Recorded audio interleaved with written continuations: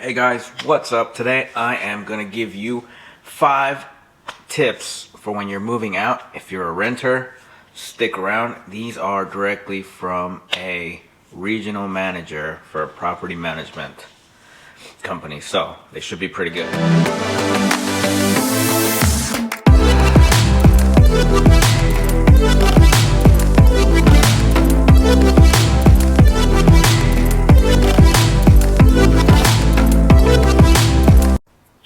Alright guys, so as you know, or maybe not, but our company does a lot of trash outs, a lot of paint, make ready stuff for apartment complexes and rental properties and stuff like that. So if you imagine the things that we see when people move out and the way that they leave apartments, it's like scary. Some people you walk in perfectly fine.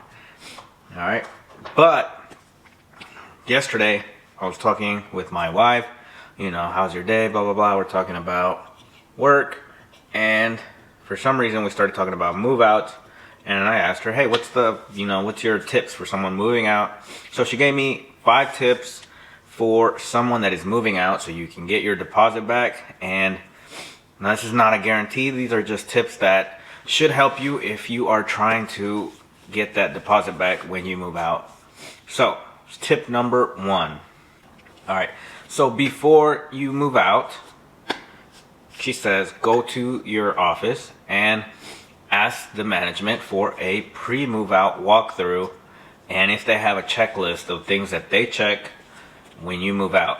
So sometimes they have a checklist. I know she said they have a checklist that once you move out, they go through, they walk, and they check everything that's broken, missing, damaged.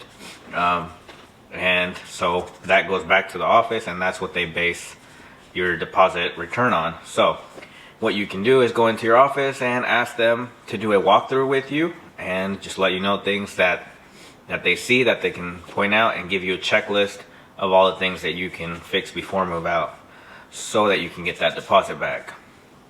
Tip number 2, deep clean your cabinets and your appliances. So when you have stuff in your cabinets, you got dirt, you got food that spills on them.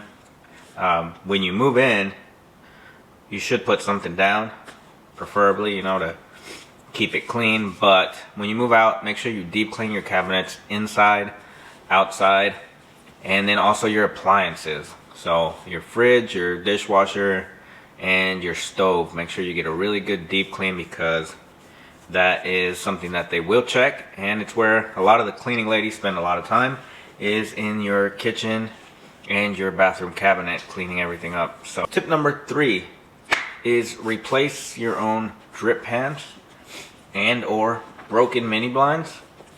So yes, this is something that maintenance can do, will do if you don't do it, but when they do it, you're not just getting charged for the parts, you're getting charged for material and labor. So you're not just getting charged for the broken blind, you're gonna get charged for the cost of the labor to get it replaced. So, and of course it's gonna be more than if you just go and buy a blind or a drip pan, which are like $2. So like I said, drip pans, you can get them for under $10 at Lowe's or Home Depot. If you don't know what a drip pan is, it's the little pan liner, metal liner that goes underneath your burner on your stove. And those are pretty cheap and easy to replace. Here's some drip pans right there.